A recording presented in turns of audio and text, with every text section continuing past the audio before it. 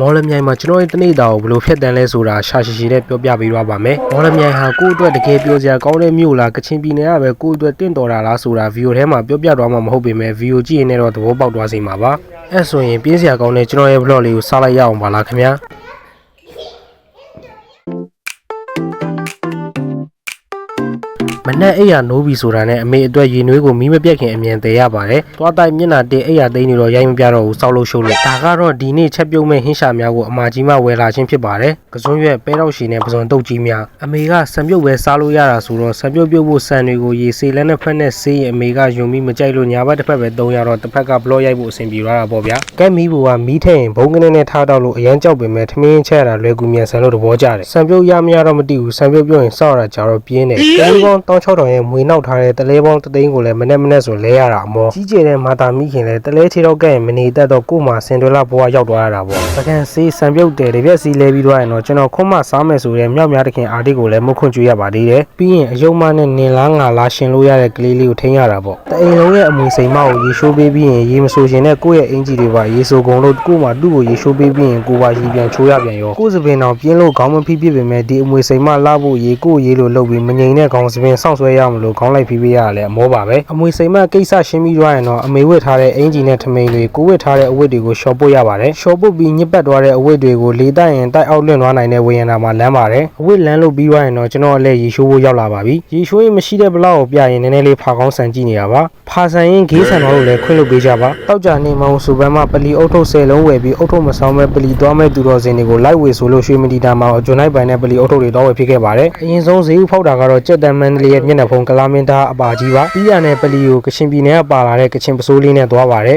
ပလီရောက်တာနဲ့ဝဇူလို့ဆွနနမတ်တွေဖတ်ခဲ့ပါတယ်မသိရင်သူတော်စင်ပါပေါ့ပလီကပြန်လာတဲ့အိမ်မှာကျွန်တော်ရဲ့အချစ်တော်တူမတွေကိုထမင်းခွင့်ကျွေးရပါသေးတယ်မသိရတူကတော့ကျွန်တော်ကကလေးအများကြီးမွေးထားတဲ့တနာကောင်ကလေးဖေဖေကြီးပါပေါ့ခင်ဗျာမနဲ့စာမစားတဲ့ကျွန်တော်ကနေ့လယ်စာကိုလည်းကြက်ဥပဲစားမှဖြစ်လို့အမေအတွက်ပြုတ်ထားတဲ့ကြက်ဥတွေကိုယူပြီးတစ်လုံးမျိုးဆိုးဖို့လုပ်နေခြင်းဖြစ်ပါတယ်ကြက်ဥလေးစားရင်ကိုယ့်ရင်ကအမျိုးပေါင်းတန်းကိုဘလော့ထဲမှာပါအောင်လိုက်ရလဲအမောပါပဲလက်သေးနည်းနည်းလေးရှင်အောင်မနေတတ်တဲ့လူတန့်ကြီးကျွန်တော်ကလက်သေးကိုလည်းတေးလေးမှမကြက်အောင်လေးရက်တခါလက်သေးညက်လေးရှိပါတယ်လက်သေးလဲညက်ပြီးမျိုးပြီးဆိုတော့အိတ်တော့ဖို့ပြင်ပေမဲ့နွားတော့အုပ်ကတော့အိတ်ခွင့်မပေးပါဘူးအဲ့ရလဲလဲလိုက်တာနဲ့ကျွန်တော်နားကိုအပြေးကပ်ပြီးအနမ်းပေါင်းကလေးလောက်လိုက်ပေးတာကတော့ကျွန်တော်အချစ်တော်အာဆွင်းမတာကျွင်းလေးပါအနမ်းပေးရတာလဲကိုယ့်ကိုရိတ်လုံနေလို့ပဲကြောက်လိုက်တာအဲ့ရကနိုးလို့ညနေဆောင်တော့အပါကြီးနဲ့ညီတော်ချောဆိုဖီယန်တို့မှလက်ဖေးဆိုင်ခေါ်ရလို့လက်ဖေးမကြိုက်လဲဘလော့ရိုက်လို့ရအောင်ဆိုပြီးလက်ဖေးဆိုင်တို့လိုက်သွားခဲ့ပါတယ်နောက်တော့ရှီမားဘူမှာသူ့ရဲ့မောင်လေးပင်ကိုကတုတ်ယူဆိုလာပါဆိုလာတပွဲ4000တောင်ပေးရတယ်ကျွန်တော်ကြိုက်လို့ဆိုပြီးမီနီအိုးဝေလေးနဲ့လိုက်ဝယ်ကျွေးပါတယ်ကျွန်တော်လည်းတခါပဲစားဘူးတာနဲ့အသေးဆွဲအောင်ကြိုက်သွားလို့ရှီမားဘူဝယ်ကျွေးမယ်ပြောတာတော့မငင်းရနိုင်တော့ပဲတခါတည်းနဲ့မုတ်ဆိုင်ကိုအပီလိုက်ခဲ့ပါတယ်ဝယ်ပြီးအိမ်ပြန်လာနေပဲဖြစ်ပါတယ်အိမ်ရောက်တော့အပီကျိတ်ပါတော့မယ်အိမ်ရောက်တော့စားစရာရှိတာစားပြီးကလေးတွေနဲ့အမွေလေးစားရပါသေးတယ်ကလေးတွေတော့မသိဘူးကျွန်တော်မှသူတို့နဲ့တွေ့ရင်ကစားတယ်ဆိုတာထက်အလုပ်တစ်ခုလုပ်နေရတယ်လို့ပါပဲပင်ပန်းလို့ပါအမလေးကလေးတွေခုံတာ